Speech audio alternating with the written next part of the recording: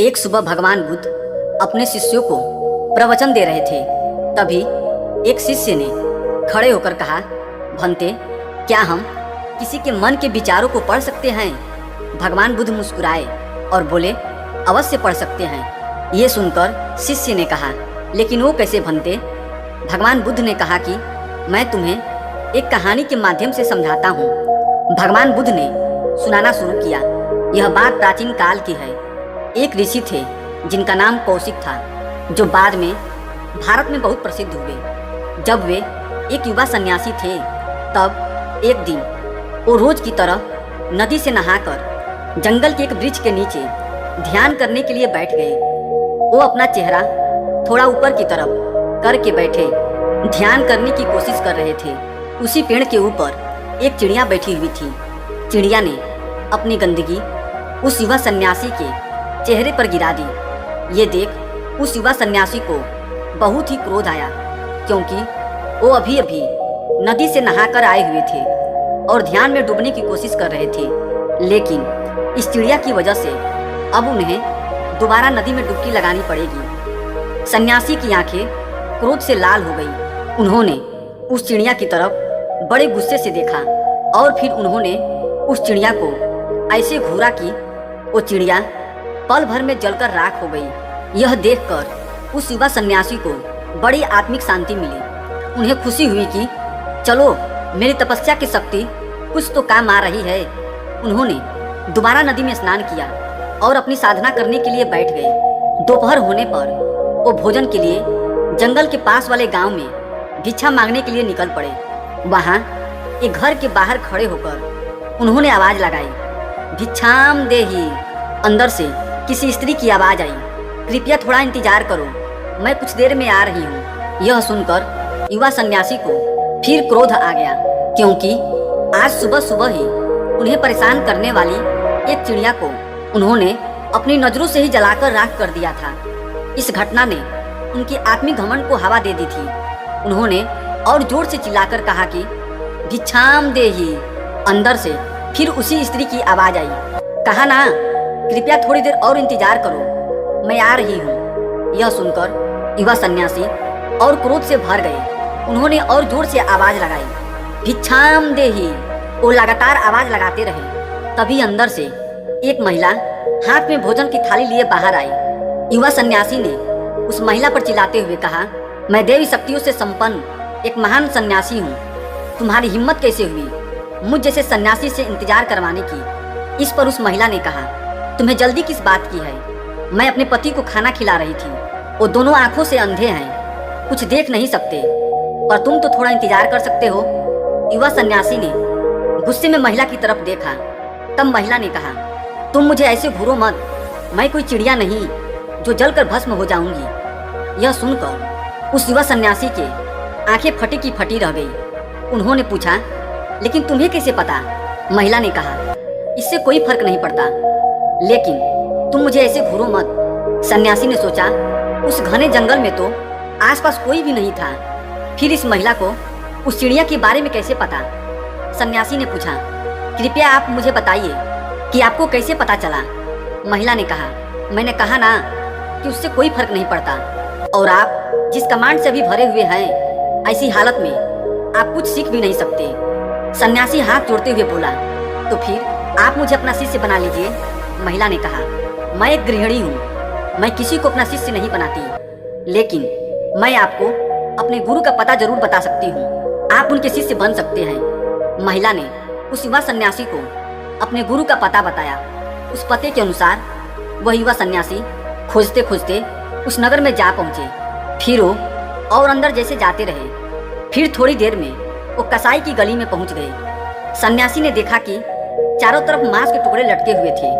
उसने सोचा, शायद मैं गलत पते पर आ गया हूँ, लेकिन पता बिल्कुल सही था। वह सन्यासी एक ब्राह्मण थे। उनका कसाईयों की गली में देखा जाना भी पाप था। उन्होंने सोचा, मैं किसी कसाई को अपना गुरु नहीं बना सकता, लेकिन फिर भी वो आगे बढ़े। उन्होंने लोगों से पता पूछा, तो लोगों ने इशारों में बताया कि सामने की दुकान में रहता है। वे वहां गए। उन्होंने देखा कि वह एक ऐसा इंसान था जिसके पूरे शरीर पर खून ही खून लगा हुआ था। उसके चारों तरफ मांस के टुकड़े टंगे हुए थे। वो बड़े ध्यान से मांस को काटने में लगा हुआ था। वे वहाँ खड़े खड़े सोचने लगे, मैं ब्राह्मण हूँ, एक कसाई वाला मुझे क्या सिखाएगा, और फिर चाहे कुछ भी हो मैं एक कसाई का शिष्य तो बन नहीं सकता। वो लौट कर जाने लगे। तभी उस इंसान ने उन्हें उनके नाम से पुकारा। उसने कहा, महात्मा कौशिक, आपको उस स्त्री ने मेरे पास भेजा है ना। यह सुनकर वे युवा सन्यासी अवाक खड़े के खड़े रह गए, क्योंकि उन्होंने अपना नाम अब तक किसी को नहीं बताया था। फिर यह इंसान उनका नाम कैसे जानता था। उसने कहा, आप थोड़ी देर इंतजार करिए, मैं अपना काम पूरा कर लूं। वो सन्यासी वहीं खड़े रहे। उन्हें उस कसाई के घर में घुटन हो रही थी। थोड़ी देर बाद उसने अपना काम खत्म करके उस युवा सन्यासी के पास आकर कहा, आप मेरे घर चलिए, हम वहीं बैठकर बात करेंगे। वे दोनों घर पहुंच गए। घर पहुंचकर उसने उन्हें बैठने को कहा और खुद जाकर स्नान करके साफ सुथरे कपड़े पहनकर बाहर आए। बाहर आकर उसने कहा, आप थोड़ी देर और इंतजार करिए, तब तक मैं अपने बूढ़े माता पिता की सेवा करके आता हूँ। वो गया और उसने अपने बूढ़े माँ बाप की सेवा की, उन्हें खाना खिलाया और फिर वहाँ आकर उन युवा सन्यासी के पास बैठ गया। उसने पूछा, बताइए क्या प्रश्न है आपका। उन्हें युवा सन्यासी ने कहा, सुबह सुबह महिला उस चिड़िया के बारे में जान गई थी और यहाँ आप मेरे आने से पहले ही मेरे बारे में सब कुछ जान गए। यहाँ तक कि आप मेरे नाम को भी जान रहे हैं। आप ये सब कैसे जान पाते हैं और यह सब कैसे जाना जाता है, बस उसका तरीका जानना चाहता हूँ। उस इंसान ने कहा, बड़ा ही आसान है, बस किसी भी काम को पूरी भागीदारी और ध्यान के साथ कीजिए, चाहे वो कोई सा भी काम हो। वो महिला अपने अंधे पति का ध्यान रखती है। वो उस काम को पूरी लगन और भागीदारी से करती है, उसमें कोई कमी नहीं छोड़ती। मैं अपने माता पिता की सेवा करता हूँ, मैं उसे पूरे ध्यान से करता हूँ, उसमें कोई कसर नहीं छोड़ता। मैंने कसाई बनना चुना ताकि मैं जानवरों को कम से कम कष्ट पहुंचाकर काट सकूं। अगर मैं ये काम नहीं करता तो कोई और करता, और पता नहीं वो जानवरों को मारने से पहले उन्हें कितना कष्ट पहुंचाते।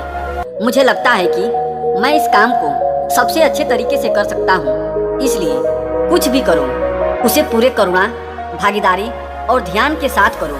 जब हम किसी काम को ऐसे करते हैं तो हमारे खुद के विचार शांत हो जाते हैं, और जब हमारे खुद के विचार शांत हो जाते हैं तब हमारे आसपास जो भी लोग होते हैं उनके मन में चलने वाले विचार भी हम पढ़ सकते हैं और उनके बारे में जान सकते हैं। जैसे कि उस महिला ने तुम्हारे विचारों को पढ़ लिया।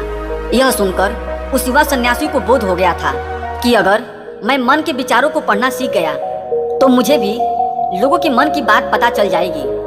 और इस तरह से उसने मन के विचारों को कैसे पढ़े, ये बात उस कसाई से सीखी। इस छोटी सी कहानी से हमें सीखने को मिलता है कि हम कुछ भी करें उसे पूरी करुणा के साथ करें, वो भी किसी भी काम से अपनी पहचान जोड़े बिना।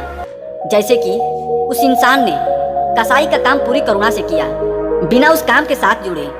जब हम किसी काम को खुद से जोड़कर नहीं देखते तब हम सही मायनों में उससे प्रेम करते हैं, फिर हम उसके लिए वही करते हैं जो सच में उसके लिए जरूरी है। जैसे कि माता पिता अपने बच्चे से प्रेम करते हैं। अगर बच्चे की तबीयत खराब है और वो कड़वी दवाइयाँ नहीं लेना चाहते, लेकिन माँ बाप फिर भी ज़बरदस्ती से उसे दवाइयाँ खिलाएंगे, क्योंकि उस समय पर उसके लिए वही सबसे ज़्यादा ज़रूरी है। इस कहानी के सार में कहा जाए तो अगर हम किसी भी काम को पूरी करुणा और ध्यान से कर पाए, वो भी बिना उस काम को खुद से जोड़े, तो शायद हम उस काम को सबसे अच्छे तरीके से कर पाएंगे। इसलिए जो भी काम करो वो पूरे ध्यान और लगन से करो, तभी जीवन में कुछ अच्छा हासिल कर पाओगे और आगे बढ़ पाओगे। मित्रों, आपने इस कहानी से क्या सीखा? आपके विचार क्या हैं? आपकी भावनाएं क्या है?